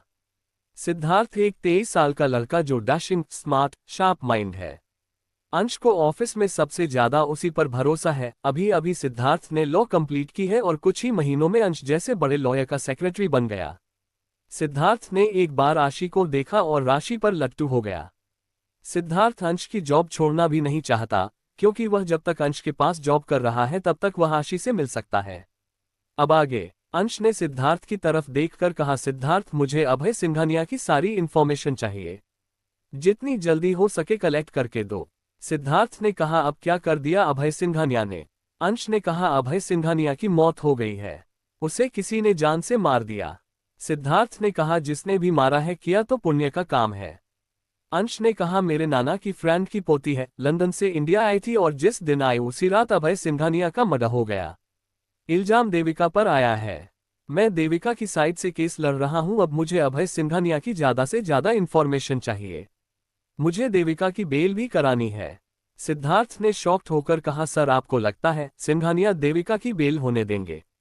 अंश ने अपने माथे पर हाथ रखकर टेंशन में कहा, मुझे पता है नहीं होने देंगे, लेकिन करवानी तो पड़ेगी ना। सिद्धार्थ ने कहा, ऑफिसर, मैं लेकर आता हूं अभय सिंघानिया की इंफॉर्मेशन। सिद्धार्थ केबिन से चला गया। थोड़ी देर बाद सिद्धार्थ अंश के केबिन में आया। सिद्धार्थ के हाथ में एक फाइल थी और उसने उस फाइल को पढ़ते हुए कहा, सर, अभय सिंघानिया, हाइट 5'11" रंग गोरा, एज 24 साल, एक नंबर का ठरकी, प्लेबॉय, नशेड़ी, जुआरी, अयाश किस्म का लड़का था। एक बार इस पर रेप का केस भी हुआ था, लेकिन शायद सिंघानिया ने वह केस दबा दिया था। सर, शॉर्ट में कहूं तो देविका मैडम ने एक राक्षस कम कर दिया इस दुनिया से। अंश मन में कहा, लेकिन बेल किस बेस पर करवाओ? अंश और सिद्धार्थ ने कुछ घंटे तक एविडेंस कलेक्ट किए और पुलिस स्टेशन पहुंच गए। पुलिस स्टेशन पहुंचकर अंश सूरज के केबिन में गया। सूरज कोई फाइल रीड कर रहा था। सूरज ने आंख उठाकर देखा और कहा, आओ अंश, बैठो। अंश ने टेंशन में कहा, मुझे ये बताओ क्या स्टेटस है? सूरज ने कहा, 5 करोड़ दिए हैं सिंघानिया ने इसे टॉर्चर करने के। अंश के माथे पर चिंता की लकीरें आ गई। अंश ने कहा, यार, वह बहुत नाजुक है, एक चांटा भी नहीं झेल पाएगी। अगर उसको टॉर्चर किया तो मर ही जाएगी। सूरज ने कहा, देख, मैं आज उसे टॉर्चर नहीं कर रहा हूं, लेकिन कल तू जैसे भी करके उसकी बेल करा लियो, नहीं तो फिर मैं कुछ नहीं कर पाऊंगा, क्योंकि मेरे सीनियर बिके हुए हैं, वह नहीं मानेंगे देविका को टॉर्चर किए बिना। अंश ने कहा, देविका से मिल सकता हूं एक बार? सूरज ने कहा, हाँ, मिल सकते हो। अंश पुलिस स्टेशन में देविका के सेल में गया। देविका ने अंश को देखा तो फूट फूट कर रोने लगी और सीधा जाकर उसके गले लग गई। देविका ने अनंत के सीने पर मारते हुए कहा, ब्राउन मुंडे, तूने तो कहा था तू थोड़ी देर में आ जाएगा, 4 घंटे बाद आया है तू। अंश ने देविका की कमर को रब करते हुए कहा, डोंट वरी देविका, सब ठीक हो जाएगा। तुम मुझे ये बताओ, तुमने अभय को मारा है या नहीं? सच बताना। देविका ने रोते हुए कहा, नहीं मारा, बस मैंने उसके सर में 2 हॉकी स्टिक मारी थी, मुझे नहीं पता कैसे मर गया। देविका ने रोते रोते कहा, मुझे यहाँ बहुत डर लग रहा है, ब्राउन मुंडे, प्लीज मुझे यहाँ से ले जाओ। प्लीज मुझे नहीं रहना यहाँ, मैं कभी तुझे परेशान नहीं करूंगी। प्लीज मुझे यहाँ नहीं रहना, मुझे बहुत डर लग रहा है। अंश ने देविका को समझाते हुए कहा, देविका, मेरी बात सुनो, डरने से कुछ नहीं होगा, तुम्हें थोड़ी हिम्मत तो रखनी होगी। देविका, तुम्हारी बेल होनी बहुत मुश्किल है, तुम समझ रही हो। आज तुम्हारी बेल नहीं हो पाएगी। कल कोर्ट में मैं कुछ एविडेंस सबमिट करूंगा, तब तुम्हारी बेल होगी। आज रात तुम्हें यहीं रहना होगा। ये सुनकर देविका जोर जोर से रोने लगी। देविका ने कहा, ब्राउन मुंडे, मैं यहाँ नहीं रहूंगी, मैं यहाँ नहीं रह सकती। मुझे बहुत डर लग रहा है, मैं नहीं रह पाऊंगी। करीब 1 घंटा हो गया, लेकिन देविका ने आनंद को नहीं छोड़ा। अंश उसे लगातार समझा रहा था, लेकिन देविका का मन नहीं था कि अंश उसके पास से चला जाए। सूरज के केबिन में सिद्धार्थ, सूरज बात कर रहे थे। सूरज ने कहा, क्या बात है आनंद? तो देविका मैडम के पास ही चिपक गए। अभी तक आए नहीं, 1 घंटा हो गया। सिद्धार्थ ने कहा, नहीं सर, अभी अभी दिल टूटा है उनका, इतनी जल्दी तो किसी लड़की पर भरोसा करेंगे नहीं। बस उनके नाना की दोस्त की पोती है, इसीलिए थोड़ा ज्यादा एफर्ट लगा रहे हैं। हार कर अंश ने कहा, ठीक है देविका, मैं सूरज से मिलकर आता हूं। अगर वो हाँ कहेगा तो मैं आज यही रुक जाऊंगा। अंश देविका को समझा बुझाकर बाहर आ गया। अंश सूरज के केबिन में आया। सूरज ने कहा, मिल लिए देविका से? अंश ने कहा, हाँ। सूरज, वह बहुत डरी हुई है, क्या मैं आज रात यहाँ रुक सकता हूँ? सिद्धार्थ और सूरज एक दूसरे को शॉक्ड होकर देख रहे थे। सूरज ने कहा, देख तुझे भी पता है ऐसे अलाउड तो है नहीं, लेकिन मैं अपने रिस्क पर रोक सकता हूँ। आज मेरी नाइट शिफ्ट है तो तू रुक जा। अंश ने कहा, ठीक है मैं रुक जाता हूँ, वो बहुत डरी हुई है। अंश ने सिद्धार्थ की तरफ देखकर कहा, मैं यही हूँ, तुम ऑफिस जाओ और वहां से मेरा लैपटॉप और अभय सिंघानिया की फाइल लेकर आओ, बाकी काम मैं यही करूंगा। अंश वहां से देविका के पास चला गया। सूरज और सिद्धार्थ एक दूसरे को छोटी आंखें करके देख रहे थे, जैसे कह रहे हो भाई ये लड़का तो गया। फिर सिद्धार्थ भी सूरज के केबिन से निकलकर ऑफिस की तरफ चला गया और सूरज अपने काम में लग गया। दूसरे पल अंश देविका की सेल के बाहर खड़ा हुआ था और देविका सेल के अंदर खड़ी हुई थी। देविका की हालत रो रो के बहुत बुरी हो गई थी और अंश उसे कंटिन्यू समझा रहा था। अंश ने कहा, देविका अगर तुम ऐसे ही रोओगी तो मैं कुछ नहीं कर पाऊंगा। तुम रो क्यों रही हो? जब तुमने अभय को नहीं मारा तो तुम्हें डरने की जरूरत नहीं है। देविका ने रोते रोते कहा, ब्राउन मुंडे, मैंने सोचा था दिल्ली आऊंगी तो छोले भटूरे खाऊंगी, लेकिन मुझे क्या पता कि मैं इस जेल में बंद हो जाऊंगी। अंश ने थोड़ा हैरानी से कहा, तुम्हें इस सिचुएशन में भी छोले भटूरे खाने की पड़ी है? देविका ने सुबकते हुए कहा, ब्राउन मुंडे, अगर मुझे फांसी हो गई तो तुम मुझे छोले भटूरे, कचौरी, समोसे, पाव भाजी, नॉन पनीर ये सब तो खिला दोगे ना? अंश को देविका की बात पर थोड़ी हंसी आ गई। उसने कहा, हाँ देविका, अगर तुम्हें फांसी हुई तो मैं मरने से पहले तुम्हें ये सारी चीजें खिलाऊंगा। Don't worry. थोड़ी देर में सिद्धार्थ भी वहां आ गया। सिद्धार्थ ने लैपटॉप, फाइल और कुछ बुक अंश को दे दी। अंश अभी खड़ा हुआ था और फिर वह अपने लैपटॉप और बुक्स लेकर जमीन पर ही बैठ गया। देविका भी अंदर बहुत देर से खड़ी थी तो वह भी बैठ गई। अंश ने नोटिस किया कि देविका को लॉकअप में मच्छर बहुत परेशान कर रहे हैं। अंश ने सिद्धार्थ को देखा, सिद्धार्थ समझ गया। सिद्धार्थ ने मन ही मन कहा, सर आशिकी आप फरमाएंगे और काम मैं करूंगा, चलो कोई बात नहीं। आप ठहरे बड़े साले साहब, इतना काम तो कर ही सकता हूं मैं। सिद्धार्थ वहां से चला गया और एक क्रीम लेकर आया। सिद्धार्थ ने क्रीम देविका को देते हुए कहा, मैम इसे लगा लो तो मच्छर नहीं काटेंगे। देविका ने सुबकते हुए क्रीम ले ली। थोड़ी देर बाद अंश ने कहा, देविका कुछ खाऊंगी? देविका ने कहा, नहीं भूख नहीं है। अंश ने सिद्धार्थ को देखा, सिद्धार्थ समझ गया। सिद्धार्थ ने मन ही मन कहा, सर आशिकी आप फरमाएंगे और काम मैं करूंगा, चलो कोई बात नहीं। आप ठहरे बड़े साले साहब, इतना काम तो कर ही सकता हूं मैं। सिद्धार्थ वहां से चला गया और एक क्रीम लेकर आया। सिद्धार्थ ने क्रीम देविका को देते हुए कहा, मैम इसे लगा लो तो मच्छर नहीं काटेंगे। देविका ने सुबकते हुए क्रीम ले ली। थोड़ी देर बाद अंश ने कहा, देविका कुछ खाऊंगी? देविका ने कहा, नहीं भूख नहीं है। अब आगे। अंश ने कहा, देविका कुछ खाओगी, पियोगी नहीं तो केस कैसे लड़ोगे? देविका ने थोड़ा हैरानी से कहा, केस तो तुम लड़ोगे ना, मैं थोड़ी लड़ूंगी। अंश ने थोड़ा गुस्से में कहा, देविका तुम्हें देखकर मेरा मन करता है मैं अपने बाल नोचने लूं। देविका ने थोड़ा उदास होते हुए कहा, नहीं ब्राउन मुंडे, तेरे बाल नहीं होंगे ना, तो मुझे तू अच्छा नहीं लगेगा। अंश ने थोड़ा इरिटेट होते हुए कहा, अब कुछ खाओगी? देविका ने हाँ में गर्दन हिला दी। अंश ने सिद्धार्थ की तरफ इशारा किया। सिद्धार्थ समझ गया। सिद्धार्थ बाहर चला गया। सिद्धार्थ ने मन ही मन कहा, यार मैं लॉयर हूं, लेकिन अंश सर ने तो मुझे नौकर ही बना दिया। कोई बात नहीं साले साहब, आपकी बहन से शादी करने के बाद भी तो मुझे यही सब काम करने हैं, चलो मेरी प्रैक्टिस हो जाएगी। आशी भी मुझसे ये सब काम करवाएगी। थोड़ी देर में सिद्धार्थ खाने के कुछ पैकेट्स ले आया। सिद्धार्थ ने देविका को देते हुए कहा, लीजिए मैडम खा लीजिए। देविका ने देखा उसमें छोले भटूरे थे। देविका ने जल्दी से छोले भटूरे सर्व किए और एक बाइट तोड़कर अंश की तरह बढ़ा दिया। सिद्धार्थ की आंखें बड़ी हो गई। उसने मन ही मन कहा, हाय काश मेरी आशी भी ऐसे ही मुझे खिला दे। अंश ने देविका को थोड़ा सख्ती से कहा, मुझे भूख नहीं है। देविका ने कहा, ठीक है तो मैं भी नहीं खा रही। आनंद ने कहा, देविका तुमने डिग्री की हुई है जिद करने की। देविका ने कहा, कुछ भी समझ लो, लेकिन अगर तुम नहीं खाओगे तो मैं भी नहीं खाऊंगी। अंश ने कहा, मुझे काम करना है, मैं खाना खाने बैठूंगा तो कल तुम्हारी बेल नहीं करा पाऊंगा। देविका ने कहा, तो मैं कहाँ का मना कर रही हूँ, मैं तुम्हें खिला दूंगी, तुम अपना काम करते रहो। देविका ने एक एक बाइट तोड़कर अंश को खाना खिलाया और अंश खाना खाते हुए अपना काम करता रहा। फिर देविका ने भी खाना खा लिया। थोड़ी देर में देविका से मिलने दादाजी, बुआ दादी, शोभा, आशी, आरव सब पुलिस स्टेशन आ गए। दादाजी को पुलिस स्टेशन में देखकर अंश फर्श से उठने लगा, लेकिन वह उठता उससे पहले ही देविका ने सेल से बाहर हाथ निकालकर उसका हाथ पकड़ लिया और कहने लगी, ब्राउन मुंडे तू मुझे छोड़कर जा रहा है। अंश ने देविका को इशारों में कहा, दादाजी आ गए। देविका ने भी कहा, तो दादाजी आ गए तो तू मुझे छोड़कर चला जाएगा। अंश ने कहा, छोड़कर नहीं जा रहा हूं, फिलहाल तुम मेरा हाथ छोड़ो दादाजी और सबसे मिल लो, फिर मैं यहीं आ जाऊंगा। देविका ने अंश का हाथ छोड़ दिया। सिद्धार्थ उन दोनों को देख रहा था। सिद्धार्थ ने मन में कहा, अंश सर, देविका मैडम इश्क फरमाएंगे और मैं अपना जी जलाऊंगा। सिद्धार्थ की नजर आशी पर गई और उसकी नजर आशी पर ही ठहर गई।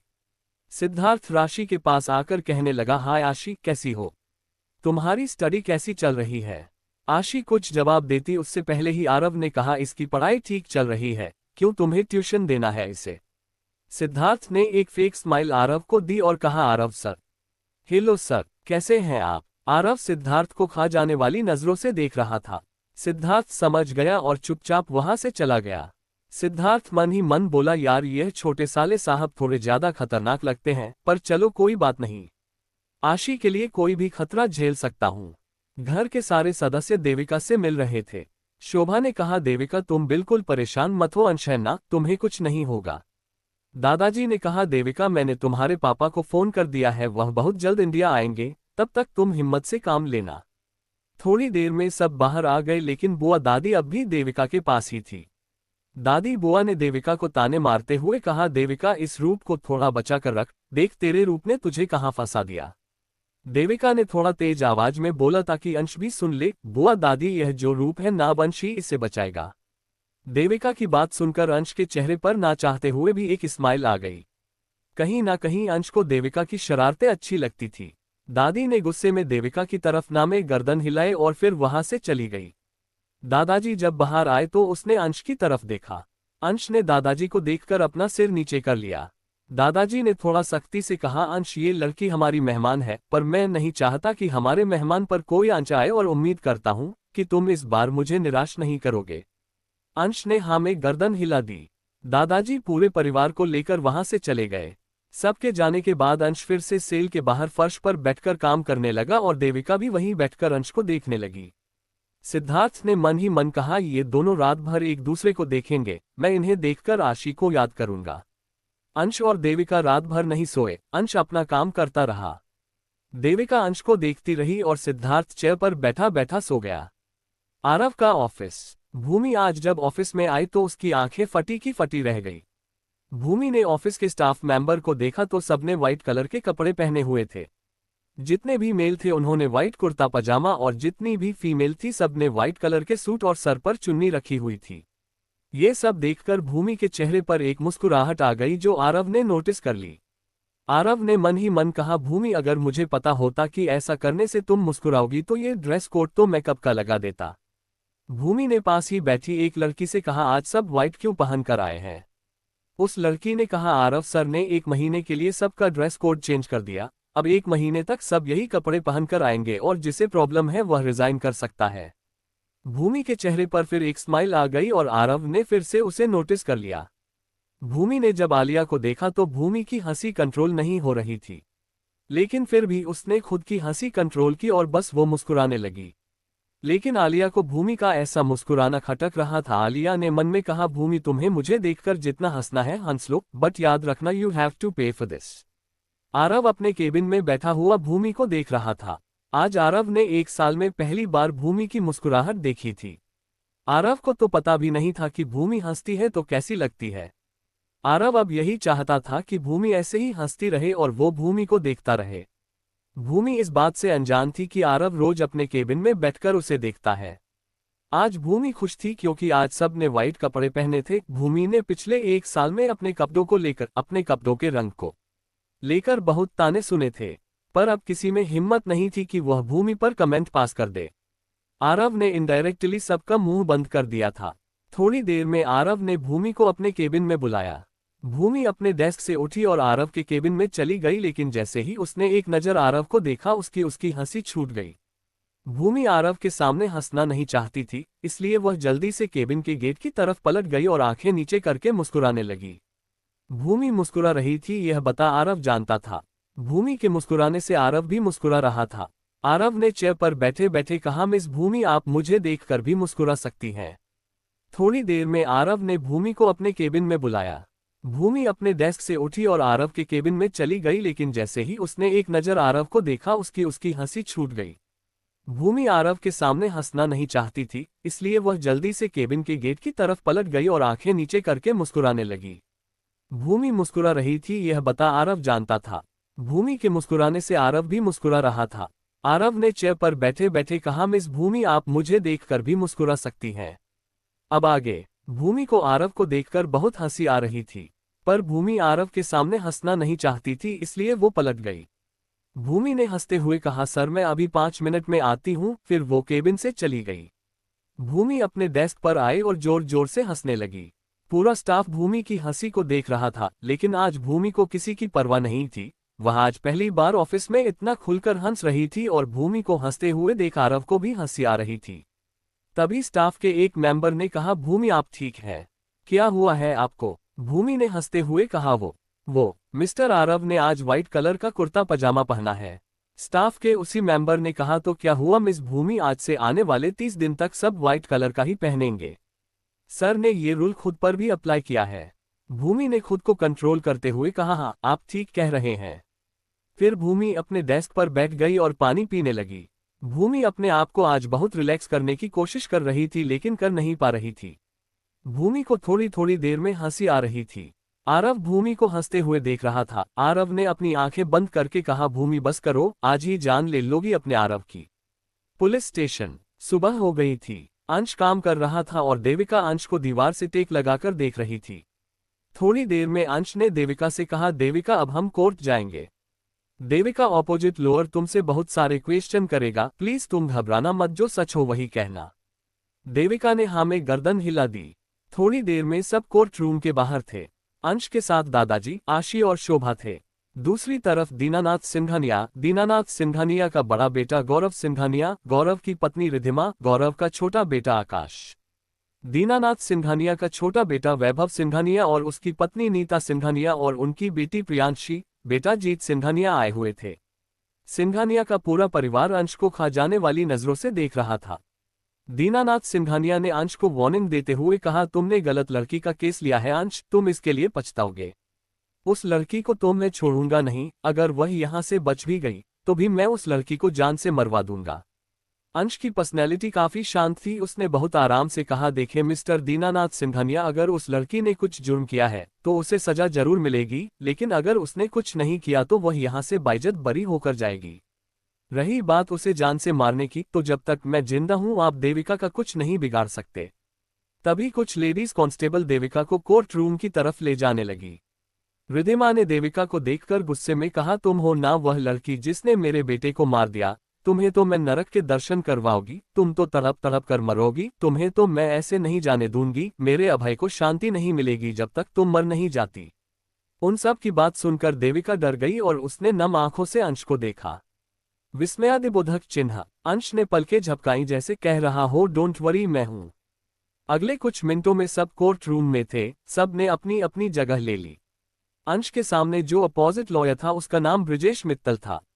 ब्रिजेश एक जाना माना लॉयर था और उसका एक्सपीरियंस अंश की उम्र से भी ज्यादा था। ब्रिजेश मित्तल के सामने अच्छे से अच्छा लॉयर टिक नहीं पाता था। अंश ये बात जानता था कि ब्रिजेश से बहस करना बहुत मुश्किल होगा, लेकिन अंश ने अपनी प्रिपरेशन की हुई थी। थोड़ी देर में बहस शुरू हो गई। ब्रिजेश ने अपना पॉइंट रखते हुए कहा, जज साहब केस बिल्कुल सिंपल है, ये लड़की उससे रात लंदन से इंडिया आई। अभय से मिली। अभय को इसने ब्लैकमेल किया। जब अभय ने इसकी बात नहीं मानी तो इसने हॉकी मारकर उसका सर फोड़ दिया। अब इसे कड़ी से कड़ी सजा मिलनी चाहिए। थोड़ी देर बाद अंश ने अपनी बात रखी। मिस्टर ब्रिजेश मित्तल, मुझे आपसे उम्मीद नहीं थी कि बिना प्रूफ किए कि इस लड़की ने ही अभय को मारा है, आपने कह दिया कि इसे कड़ी से कड़ी सजा मिलनी चाहिए। ब्रिजेश ने कहा, बहस करने की कोई वजह ही नहीं है, साफ है इस लड़की ने ही अभय को मारा है। अंश ने कहा, तो फिर प्रूफ कीजिए कि इस लड़की ने ही अभय सिंघानिया को मारा है। ब्रिजेश ने जज साहब से देविका से कुछ सवाल जवाब करने की परमिशन मांगी और जज साहब ने दे दी। ब्रिजेश ने पूछा, देविका आप लंदन से इंडिया क्यों आए? देविका ने कहा, मैं अभय से मिलने आई थी। ब्रिजेश ने पूछा, और तुम अभय सिंघानिया को कब से जानती हो और क्यों मिलने आई थी?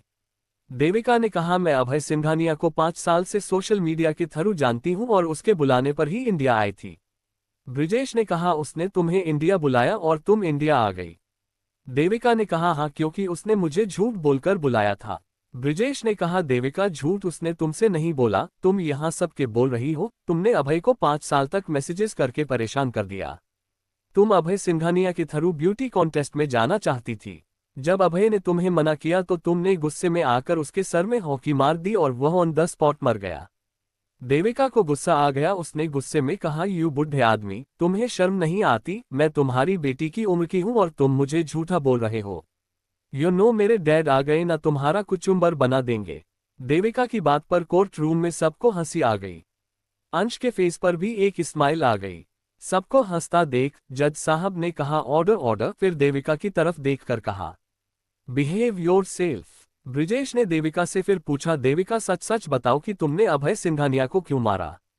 देविका ने थोड़ा मुंह बनाते हुए कहा, क्योंकि वह घटिया अभय सिंघानिया मेरे साथ बदतमीजी कर रहा था। ब्रिजेश ने कहा, तुम्हारे कहने का मतलब है वह तुम्हारे साथ रेप करने की कोशिश कर रहा था? ये सुनकर देविका की आंखें बड़ी हो गई। देविका ने कहा, आपको शर्म नहीं है? मैं आपकी बेटी की उम्र की हूं, आप मेरे साथ कैसी बातें कर रहे हैं? अरे शर्माना तो अंश से सीखिए, वह अपने नानजी के सामने आंखें भी नहीं उठाता और आप हो को कैसे बेशर्म की तरह क्वेश्चन पूछ रहे हैं। इस बात पर कोर्ट रूम में सब हंसने लगे।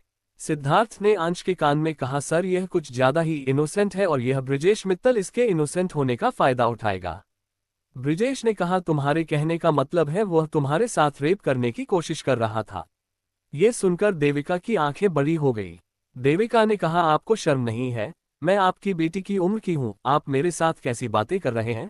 अरे शर्माना तो अंश से सीखिए, वह अपने नानजी के सामने आंखें भी नहीं उठाता और आप हो को कैसे बेशर्म की तरह क्वेश्चन पूछ रहे हैं। इस बात पर कोर्ट रूम में सब हंसने लगे। सिद्धार्थ ने अंश के कान में कहा, सर यह कुछ ज्यादा ही इनोसेंट है और यह ब्रिजेश मित्तल इसके इनोसेंट होने का फायदा उठाएगा। अब आगे ब्रिजेश ने थोड़ा सख्ती से कहा, मिस देविका ज्यादा स्मार्ट मत बनिए। आप लंदन से आई, आप अभय सिंघानिया से मिली, आपने उसे ब्यूटी कॉन्टेस्ट में जाने के लिए फोर्स किया। जब अभय ने मना कर दिया तो आपने गुस्से में आकर उसके सर पर हॉकी मार दी। अभय उसी वक्त मर गया। देविका ने थोड़ा मुंह बनाकर बोला, नहीं मिस्टर ओल्ड लॉयर, मैं लंदन से इंडिया आई। अभय सिंघानिया ने मुझसे झूठ बोला, वह मेरे साथ जबरदस्ती कर रहा था तो मैंने उसके सर पर हॉकी मार दी और मुझे नहीं पता था कि वह 2 हॉकी मारने में मर जाएगा। ब्रिजेश ने कहा, अभय ने आपसे क्या झूठ बोला? देविका ने कहा, यही कि वो अंश है। ये बात सुनकर अंश की आंखें बड़ी हो गई, साथ में दादाजी, शोभा, आशी और सिद्धार्थ की भी। अंश ने मन में कहा, शिट, मैंने देविका से कोई भी सवाल नहीं पूछा और यह मुझसे मिलने क्यों आई थी? क्या देविका मुझे जानती है? ब्रिजेश ने आगे पूछा, तुम यहाँ अंश से मिलने आई थी?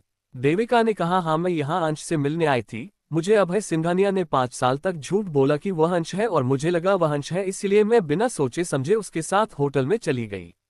उसके बाद वो मेरे साथ बदतमीजी करने लगा तो मैंने उसके सर पर हॉकी मार दी। मुझे क्या पता है कि वह 2 हॉकी लगने पर ही मर जाएगा। इडियट कहीं का। ब्रिजेश और देविका के बीच बहुत बहस हुई लेकिन उस बहस से कुछ भी साबित नहीं हुआ। फिर अंश ने बीच में टोकते हुए कहा, मिस्टर ब्रिजेश आपने अभी तक कुछ भी साबित नहीं किया है, लेकिन मैं प्रूफ के साथ साबित कर सकता हूं कि देविका ने अभय को नहीं मारा। अंश ने कुछ डॉक्यूमेंट्स पास करते हुए कहा, सर ये अभय सिंघानिया की पोस्टमार्टम रिपोर्ट है, इसके अकॉर्डिंग उसकी मौत ड्रग के ओवरडोज होने से हुई है। अंश ने आगे कहा, इससे ये साफ साफ जाहिर है कि हॉकी मारने से उसकी मौत नहीं हुई बल्कि ओवरडोज की वजह से हुई है। देविका बिल्कुल इनोसेंट है, उसे इस केस से बरी कीजिए। ब्रिजेश ने बीच में कहा, नहीं ऐसे तो देविका बरी नहीं हो सकती, हो सकता है ओवरडोज देविका ने ही दिया हो। काफी ज्यादा बहस होने के बाद फाइनली देविका को बेल मिल गई। आरव का ऑफिस। सुबह से शाम हो गई। आरव ने न जाने कितनी बार भूमि को अपने केबिन में बुलाया पर भूमि किसी ना किसी बहाने से मना करती रही। आज भूमि ऑफिस में बहुत हंस रही थी और यह पूरा स्टाफ से नोटिस कर रहा था। शाम को फाइनली जब सारे स्टाफ मेंबर चले गए तो भूमि भी अपना बैग उठाकर जाने लगी। तभी आरव ने उसे पीछे से आवाज लगाई, मिस भूमि। भूमि ने पलटकर देखा और जब उसकी नजर एक सेकंड के लिए आरव पर गई तो वह फिर हंसने लगी। भूमि अपनी हंसी कंट्रोल कर रही थी पर कर नहीं पा रही थी। आरव ने कहा, मिस भूमि क्या सच में मैं व्हाइट कुर्ते पजामे में इतना फनी लग रहा हूं कि आज आप सुबह से हंस रही हैं। आरव के ऐसा बोलने से भूमि को थोड़ी घबराहट हो गई। भूमि ने अपनी नजरें झुकाकर ही कहा, no sir, I am sorry sir.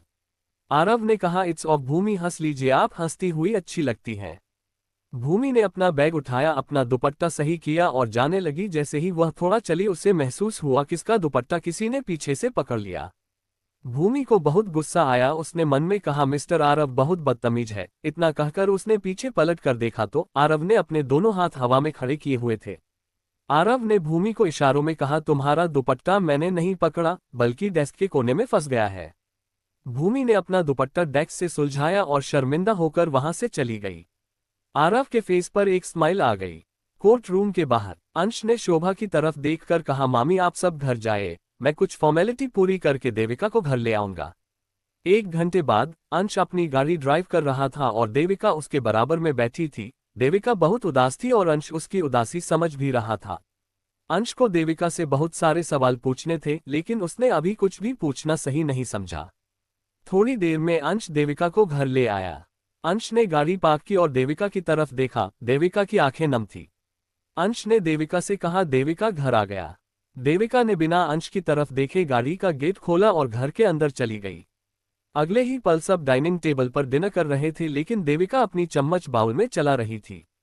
सब देविका को नोटिस कर रहे थे कि देविका ने अभी तक कुछ भी नहीं खाया। शोभा ने कहा, देविका कुछ भी नहीं खाया तुमने, कुछ तो खा लो। लेकिन देविका ने कोई जवाब नहीं दिया। बुआ दादी ने ताने मारते हुए कहा, बिचारी के गले से कहाँ कुछ उतरेगा, इतना बड़ा इल्जाम जो लगा है इसके सर पर। देविका इतना उदास थी कि उसने बुआ दादी के सवालों का जवाब भी नहीं दिया। थोड़ी देर बाद वह उठकर अपने कमरे में चली गई। रात के 11 बजे अंश अपने कमरे में बैठकर देविका का केस स्टडी कर रहा था। तभी अंश के कमरा नॉक हुआ। अंश ने उठकर गेट खोला तो सामने देविका खड़ी थी। अंश ने कहा, तुम इतनी रात को यहाँ क्या कर रही हो? देविका बहुत उदास थी और उससे उसका चेहरा बिल्कुल रोने जैसा हो रहा था। देविका ने कहा, ब्राउन मुंडे मुझे तुम्हारे पास सोना है, मुझे अकेले नींद नहीं आ रही। देविका की बात सुनकर अंश की आंखें बड़ी हो गई। अंश ने कहा, क्या बोल रही हो? मतलब पता है इसका, या तुम कुछ भी बिना सोचे समझे बोल देती हो? देविका को देखकर लग रहा था कि वह अभी रो देगी। देविका ने कहा, हाँ मुझे पता है मैं क्या कह रही हूँ, मुझे तुम्हारे पास सोना है, प्लीज मुझे अपने पास सोने दो। अंश ने थोड़ा सख्ती से कहा, देविका अभी के अभी अपने कमरे में जाओ, जाओ जल्दी। बिना सोचे समझे कुछ भी बोल देती हो। अब देविका से कंट्रोल नहीं हुआ, वह जल्दी से कमरे में आए। देविका ने अंश को गले लगा लिया और फूट फूट कर रोने लगी। देविका ने अंश को इतने कसकर गले लगाया था, अगर वह अंश को थोड़ा भी ढीला छोड़ेगी तो अंश गायब हो जाएगा। देविका को देखकर लग रहा था कि वह अभी रो देगी। देविका ने कहा, हाँ मुझे पता है मैं क्या कह रही हूँ, मुझे तुम्हारे पास सोना है, प्लीज मुझे अपने पास सोने दो। अंश ने थोड़ा सख्ती से कहा, देविका अभी के अभी अपने कमरे में जाओ, जाओ जल्दी। बिना सोचे समझे कुछ भी बोल देती हो। अब देविका से कंट्रोल नहीं हुआ, वह जल्दी से कमरे में आए। देविका ने अंश को गले लगा लिया और फूट फूट कर रोने लगी। देविका ने अंश को इतने कसकर गले लगाया था, अगर वह अंश को थोड़ा भी ढीला छोड़ेगी तो अंश गायब हो जाएगा। अब आगे देविका रो रही थी और इतनी बुरी तरह रो रही थी कि अंश चाहकर भी उससे खुद से दूर नहीं कर रहा था। अंश ने देविका को चुप करवाते हुए कहा, देविका प्लीज मत रो, सब ठीक हो जाएगा, मैं हूं ना, तुम्हें कुछ नहीं होगा। लेकिन देविका अंश की बात ही नहीं सुन रही थी, वह तो बस उसे गले लगा कर रोए जा रही थी। देविका लगातार रो रही थी। अंश उसकी कमर को रब कर रहा था। देविका 2 दिन से सोई नहीं थी, इसीलिए वह अनंत के गले लगकर सुबक सुबक कर सो गई। अंश ने महसूस किया कि देविका सो चुकी है। अंश ने मन में कहा, अजीब लड़की है, खड़ी खड़ी सो गई। अंश ने देविका को गोदी उठा लिया। अंश उसे अपने बेड पर लेटान वाला था कि तभी उसे याद आया, ये यहाँ कैसे सो सकती है? अंश उससे बाहर ले जाने लगा। अंश देविका को कॉरिडोर में लेकर जा रहा था। तभी सामने से शोभा आ रही थी। शोभा ने अंश और देविका को इस हालत में देखा तो उसकी आंखें फैल गई। शोभा जल्दी से अंश के पास आकर बोली, अंश क्या हुआ इसे? अंश ने थोड़ा गुस्से में कहा, इसे क्या होगा? 2 दिन से सोई नहीं है, ठीक से कुछ खाया नहीं है, इसलिए मैडम खड़ी खड़ी सो गई। एक अजीब सी जिद कर रही थी कि अंश तुम्हारे पास सोना है, तुम्हारे पास सोना है। देखो मामी, मैं पहले बता देता हूं, इसे मुझसे दूर रखो जितना हो सके। अंश ने थोड़ा और गुस्से से कहा, अब आप मुझे बताएंगे कि मैं इसे कहाँ लेकर जाऊं? शोभा ने थोड़ा मुस्कुराते हुए कहा, अच्छा तो एक काम कर, पंकज नहीं है, इसे मेरे कमरे में लिटा दो। अंश देविका को शोभा के कमरे में ले गया। अंश देविका को उस हालत में बुआ दादी ने भी देख लिया। बुआ दादी ने राम राम जपते हुए कहा, अभी तो बड़ा गोदी में लेकर घूम रहा है, कल को कोई ऊंच नीच हो गई तो देखती हूँ कैसे अपने नानाजी को जवाब देता है। अंश ने देविका को शोभा के बेड पर लेटा दिया। जैसे ही अंश देविका को लिटाकर उठा, देविका ने उसका हाथ पकड़ लिया।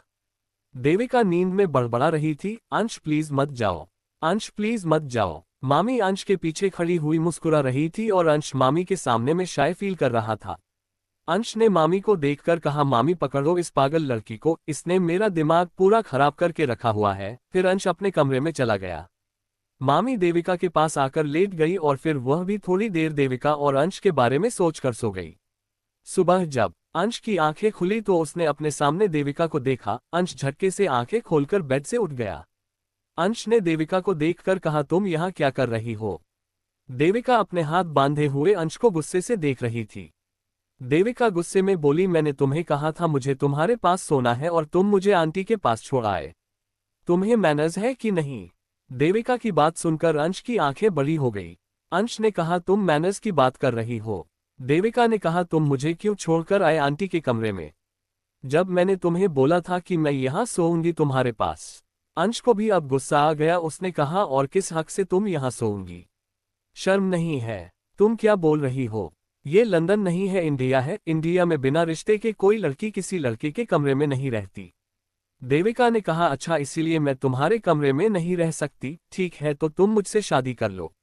ये बात सुनकर अंश ने अपना माथा पीट लिया और देविका की बाजू पकड़कर कमरे से निकालते हुए कहा, निकलो यहाँ से, तुम्हारी बकवास सुनने के लिए नहीं उठा हूँ, काम है मुझे। आरव का ऑफिस। आरव ने अपने ऑफिस में वैलेंटाइन डे पार्टी रखी थी और अपने ऑफिस के सारे स्टाफ मेंबर को रेड कलर की ड्रेस गिफ्ट की थी ताकि वह भूमि को भी ड्रेस गिफ्ट कर सके। आरव के मैनेजर ने एक पैकेट भूमि की डेस्क पर रखते हुए कहा, मिस भूमि, वैलेंटाइन डे पार्टी के लिए ये ड्रेस आरव सर ने सबको दी है और पार्टी में आना कंपलसरी है। भूमि ने बेबस नजरों से आरव के मैनेजर को देखकर कहा, लेकिन आप जानते हैं मैं पार्टीज में नहीं जाती। मैनेजर ने कहा, भूमि आप इस बारे में आरव सर से ही बात करें तो ठीक रहेगा, मुझे तो उन्होंने जो अनाउंस करने के लिए कहा है मैं तो वही अनाउंस कर रहा हूँ। भूमि ने बेमन वह पैकेट रख लिया। भूमि ने लंच में वह पैकेट खोलकर देखा तो उसमें रेड कलर की बहुत सुंदर साड़ी थी। भूमि उस रेड कलर की साड़ी को देखती ही रह गई। वह सच में बहुत एक्सपेंसिव और बहुत सुंदर साड़ी थी। भूमि का मन हुआ कि वह साड़ी को रख ले, लेकिन अगले ही पल भूमि को कुछ याद आया और उसने वह साड़ी को वापस पैक कर दिया। शाम को जब ऑफिस खत्म हो गया तो भूमि हिम्मत करके आरव के केबिन में गई। भूमि को देखकर आरव के फेस पर स्माइल आ गई। आरव ने भूमि की तरफ देखकर कहा, भूमि कुछ काम था? भूमि ने हिम्मत करते हुए कहा, सर वो आपसे कुछ बात करनी थी। आरव ने कहा, हाँ कहिए, क्या बात करनी थी? भूमि आरव की तरफ नहीं देख रही थी, लेकिन भूमि के चेहरे से लग रहा था कि भूमि अभी रो देगी। भूमि ने बहुत हिम्मत करके कांपते हाथों से पार्सल निकाला और आरव की तरफ बढ़ाते हुए कहा, सर मैं इसे नहीं ले सकती। आरव भूमि का चेहरा देखकर समझ गया कि भूमि किसी चीज को लेकर परेशान है। आरव ने कहा, भूमि आप ये क्यों नहीं ले सकती? भूमि ने अपनी घबराहट को कंट्रोल करते हुए कहा, सर यह रेड कलर का है। आरव ने कहा, तुम्हें रेड कलर पसंद नहीं है? कोई और कलर पसंद है तो मैं इसे चेंज करवा देता हूँ। भूमि ने कहा, नहीं सर बात वह नहीं है, मैं रेड कलर नहीं पहनती, पाप लगता है। भूमि की बात सुनकर आरव को हंसी आ गई। आरव ने थोड़ा हंसते हुए कहा, रेड कलर पहनने से पाप लगता है। आरव के हंसने से भूमि और ज्यादा कंफर्टेबल हो गई। भूमि ने अपनी घबराहट को जैसे तैसे कंट्रोल किया और हिम्मत करते हुए कहा, हाँ सर, वो मैं विधवा हूं ना, अगर मैं डार्क कलर पहनूंगी तो मुझे पाप चढ़ जाएगा। भूमि के मुंह से विधवा शब्द सुनकर आरव की तो आंखें ऑलमोस्ट बाहर ही आ गई। उनके पास बोलने के लिए कुछ भी नहीं था। वह भूमि की बात सुनकर शॉक था। भूमि के आंखों से आंसू आ गया। उसने साड़ी का पैकेट आरव की टेबल पर रखा और चली गई।